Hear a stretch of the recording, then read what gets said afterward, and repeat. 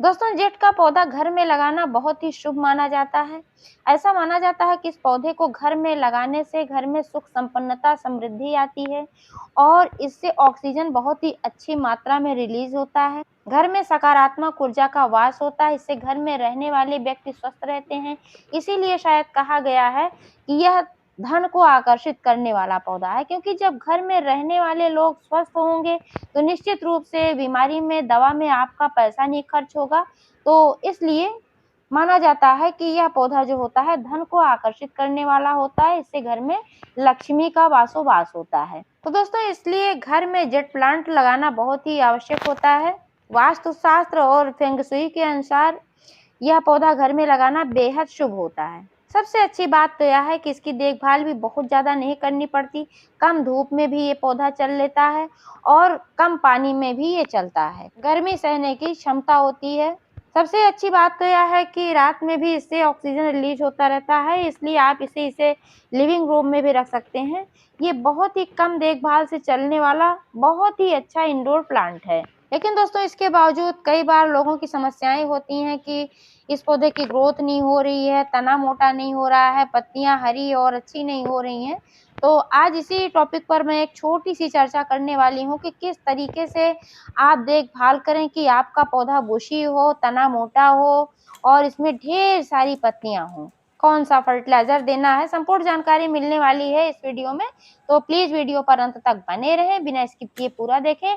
और जानकारी अगर पसंद आए तो लाइक करें, शेयर करें। चैनल को अभी तक सब्सक्राइब नहीं किया है तो प्लीज चैनल को भी सब्सक्राइब करके बेल आइकन को प्रेस कर लें ताकि सारे अपडेट्स आपको मिलते रहें। नमस्कार दोस्तों, स्वागत है मेरे YouTube channel love with nature में।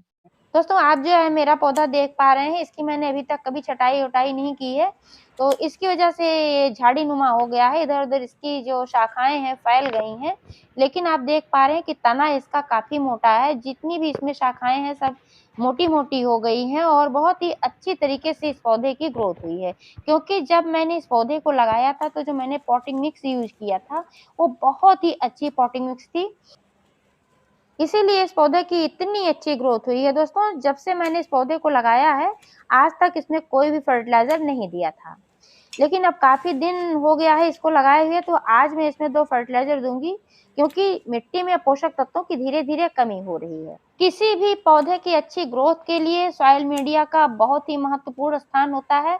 जब आपकी पॉटिंग मिक्स यानी कि जो मिट्टी होती है वो अच्छी नहीं होती है तो कितना भी आप देखभाल करते हैं पौधे की ग्रोथ नहीं होती है, पौधा आपका खराब होता ही होता है। तो जेट प्लांट के लिए आपको लेना है भुरभुरी और जल निकासी वाली हल्की मिट्टी। इसके लिए आपको क्या करना है कि लेना है 50% गार्डन सॉइल, 20% मोटी वाली रेत और 30% इसमें मिलाना है गोबर की सड़ी हुई खाद, या फिर आप इसमें कोकोपीट भी मिला सकते हैं, क्योंकि कोकोपीट जब आप मिट्टी में मिलाते हैं तो मिट्टी हल्की भी हो जाती है और ये जल निकासी वाली भी बढ़िया हो जाती है। सबसे अच्छी बात तो ये होती है कि मिट्टी में नमी को बना कर रखता है जो एक कोकोपीट होता है। तो इस तरीके की सॉइल मीडिया आपको यूज करनी है जेट प्लांट के लिए। और जिस भी प्लांटर में आप इसको लगा रहे हैं उसमें ड्रेनेज होल का होना जरूरी है, क्योंकि जब ड्रेनेज ठीक तरीके से होता है तभी कोई पौधा ठीक तरीके से चल पाता है। अब दोस्तों, मैं बात कर लेती हूँ धूप की कि जेट प्लांट को कितनी धूप चाहिए। तो ये कम धूप में भी पौधा चल सकता है। इसको आप अगर सिर्फ रोशनी में रखते हैं, हल्की फुल्की धूप आती है तब भी ये पौधा बढ़िया चलता है। गर्मियों में इसको ज्यादा तेज धूप से बचाने की आवश्यकता होती है, क्योंकि बहुत अधिक धूप में ये पौधा ठीक तरीके से चल नहीं पाता है। दोस्तों, जेट का पौधा जो होता है ये रसीले प्रजाति का पौधा है, तो इसलिए इसकी पत्तियों में पानी की मात्रा अच्छी होती है। तो बहुत जल्दी जल्दी पानी डालने की आवश्यकता नहीं होती है। बहुत अधिक पानी डालने से यह पौधा खराब हो जाता है। जब इसकी मिट्टी पूरी तरीके से ड्राई हो जाए तभी इसमें पानी देना चाहिए।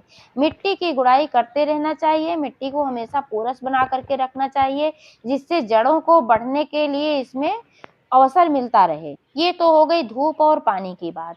अब बात मैं कर लेती हूँ कि इसको कीटों से कैसे बचाना है। कीटों से बचाने के लिए आप नीम ऑयल का छिड़काव कर सकते हैं, क्योंकि देखभाल तो बहुत नहीं करनी पड़ती है, फिर भी कीड़ों का अटैक इसमें हो जाता है। कई बार मिलीबग्स का अटैक, सफेद कीड़े जो होते हैं, हो जाता है, क्योंकि चींटियां आती हैं तो ये लेकर के आती हैं और जब कीटों का अटैक हो जाता है तो कितना भी अच्छा पौधा होता है खराब हो ही जाता है। बहुत जल्दी इसमें फर्टिलाइजर भी देने की आवश्यकता नहीं होती है। महीने में एक बार आप चाय पत्ती का फर्टिलाइजर दे सकते हैं, कॉफी पाउडर का फर्टिलाइजर दे सकते हैं और महीने 2 महीने में एक बार हल्की मात्रा में आप इसमें गोबर की खाद डाल सकते हैं। कंपोस्ट का भी यूज कर सकते हैं क्योंकि ये पत्तियों वाला पौधा होता है तो इसे नाइट्रोजन की आवश्यकता सबसे ज्यादा होती है।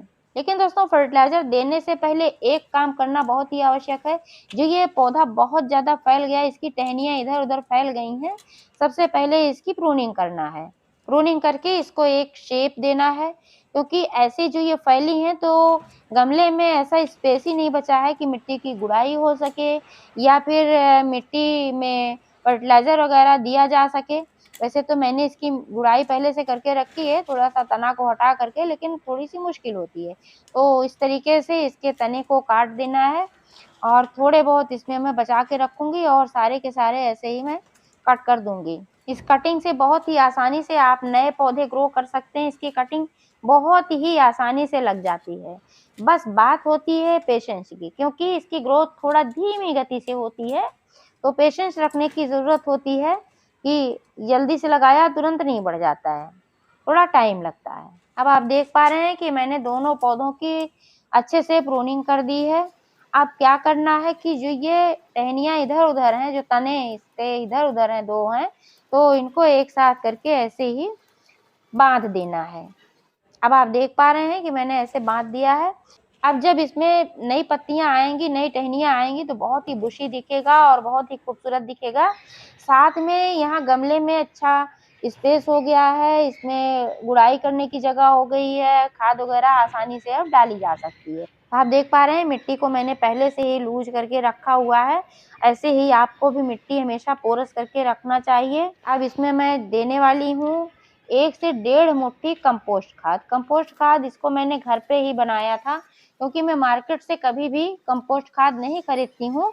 किचन के कचरे से मैं बनाती रहती हूँ और यही अपने पौधों में मैं यूज करती हूँ। कंपोस्ट खाद को मिट्टी में ठीक से मिला देना है।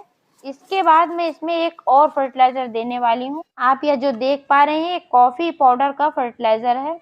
तो ये जो जार है कॉफी पाउडर का, इसमें थोड़ी सी कॉफी बची थी तो मैंने इसमें पानी डाल करके रख दिया था 2-3 दिन पहले और ये बहुत ही बढ़िया फर्टिलाइजर बनकर तैयार हुआ है। आप इसको महीनों रख सकते हैं और थोड़ा-थोड़ा इसमें से आप यूज कर सकते हैं। तो इसको पूरा नहीं यूज करना है क्योंकि अगर मात्रा ज़्यादा हो जाती है तो पौधा खराब हो जाता है। कॉफी पाउडर में, चाय की पत्ती में नाइट्रोजन की मात्रा बहुत ही अच्छी पाई जाती है, जो कि पत्तियों वाले पौधों के लिए बहुत ही बढ़िया माना जाता है और सभी पौधों के लिए अच्छा होता है क्योंकि चाय की पत्ती में नाइट्रोजन के अलावा भी बहुत सारे पोषक तत्व होते हैं। इसमें पोटेशियम, फास्फोरस वगैरह भी होता है। इसलिए कॉफी पाउडर और चाय की पत्ती दोनों ही एनपीके का काम करती है। जो आप बाजार से खरीद कर एनपीके लाते हैं तो उसका काम आप घर में रखी हुई चाय पत्ती और कॉफी पाउडर से कर सकते हैं। यहीं पर मैं क्वांटिटी की बात कर लेती हूँ दोस्तों। तो यहाँ तो मैंने बना करके रखा हुआ है बहुत सारा। इसको अभी मैं पानी डालकर डाइल्यूट करूंगी इसमें से थोड़ा से लेकर के। लेकिन अगर आप चाय की पत्ती का इस्तेमाल कर रहे हैं तो जितना बड़ा ये प्लांटर है मेरा 10 इंची का है, तो इतने बड़े प्लांटर के लिए अगर फ्रेश चाय पत्ती आप यूज कर रहे हैं तो 1 चम्मच से भी कम, छोटा 1 चम्मच से कम भी चाय पत्ती आप यूज कर सकते हैं। इसको पानी में डाल करके 1 दिन के लिए छोड़ दें, फिर इसको छानना नहीं है, ऐसे डायरेक्ट ही मिट्टी में डाल देना है। लेकिन अगर आप कॉफी पाउडर का इस्तेमाल कर रहे हैं तो इसमें भी आधा चम्मच ही यूज करना है। अभी इसमें 2-3 चम्मच कॉफी पाउडर बचा था और इसमें मैंने पानी डाल करके रख दिया था, बनकर तैयार हुआ है। अब क्या करना है दोस्तों कि यहाँ पर आप देख पा रहे हैं कि मैंने एक कंटेनर में सादा पानी लिया है और इसमें आधा कप के बराबर ये कॉफी वाला फर्टिलाइजर मिलाना है। आधा कप के बराबर मिला करके फिर दोनों पौधों में इतने में मैं दे रही हूँ। तो दोस्तों इस तरह से आप अपने जेट प्लांट के पौधे की देखभाल करेंगे तो आपका भी पौधा बुशी होगा, तना मोटा होगा। जानकारी कैसी लगी कमेंट करके अवश्य बताइएगा। पूरा वीडियो देखने के लिए बहुत बहुत धन्यवाद।